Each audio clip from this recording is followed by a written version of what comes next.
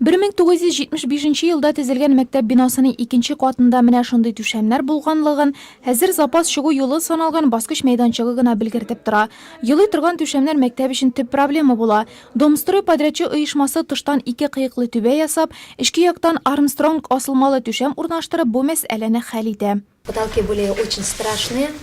Түшәмнәр бик начар хәлдә иде, бөтен җирдән су үтте. Хәзер ремонттан соң мондый түшәмнәр башка бер мәктәптә дә юктыр. Бөтен авылдашлар бу бина язмышы авыл киләчәге өчен борчылды. Аны саклап калганнары өчен барысы да район җитәкчелегенә рәхмәтле. Поэтому безмерная рада все. Берничә ел инде кайчандыр балаларны 11нче сыйныфка кадәр җиткерүче бина башлангыч мәктәп ролен үти. 50ләп бала Иске Чаллы урта мәктәбенә автобусларда йөреп белем ала. Капиталь ремонттан соң башлангыч мәктәп бинаның икенче катында гына урнашачак. Чөнки балалар саны аз, нибары 15 укучы. Ә менә калган территорияләрне буш яткырмас өчен аларны да ремонтлап, киләчәктә биредә социаль-мәдәни үзәк ясамакчылар. Почта бүлеге, музей, авыл китапханәсе, фельдшер-акушерлык пункты һәм балалар бакчасы барысы да бер төбә астында булачак. Мы очень рады, что мы попали в капитальный ремонт. Капиталь ремонт программасына эләгүебезгә без бик шат. Сентябрьгә балалар якты һәм матур балалар бакчасына килер дип ышанабыз. Детки войдут. Иске, кирпечләре ишелеп бара торган бинадан балалар бакчасының бирегә күчүе дә бик отышлы. Беренчедән берничә бина урынына кышын берсен генә ягып җылытасы. Икенчедән район бюджетыннан бүлеп бирелгән финанслар исәбенә бакчага йөрүче 25 сабый киләчәктә уңайлы шартларда тәрбияләнә алачак.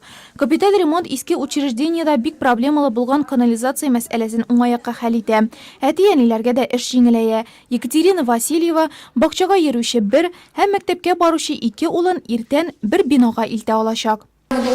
Без бу ремонтны бик көттек. Авылыбызда шундый бинаны саклап калуларына шатланабыз, чөнки балаларыбыз туган мәктәпләренә йөри алачаклар.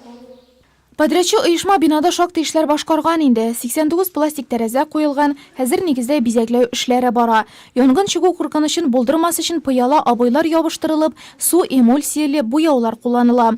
Монда бер кайчанда булмаган җылы бәдрәфләр ясала.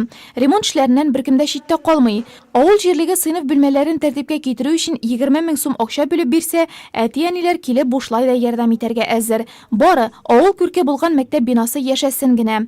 Социаль-мәдәни үзәк булгач, объектны куллануга тапшыру сроклары декабрьгә билгеләнгән. Шулай да мәктәп һәм балалар бакчасын ремонтлау 1 августка төгәлләнер дип көтелә.